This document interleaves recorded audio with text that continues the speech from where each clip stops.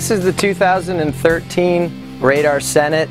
This is our #1 selling ski, and it's our #1 selling ski for a few reasons. It's 2/10 of an inch wider than a Strada, has the same bevels, same rocker, same tunnel, everything's the same except you widen it a little bit. So it gives you that little bit nicer sweet spot when you roll out to the ball. The support of the ski keeps you on top of the water a little bit better. We also widen the tail a tiny little bit compared to a Strada. So when you're finishing the turn, that little extra lift in the tail is what keeps the ski carving back to the wake.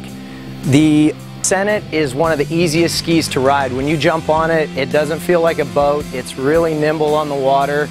It'll turn quick, it'll carry speed, and it goes through the wakes like no other ski on the market. This ski is the bomb. It works for when you're free skiing and also for running short line in the course.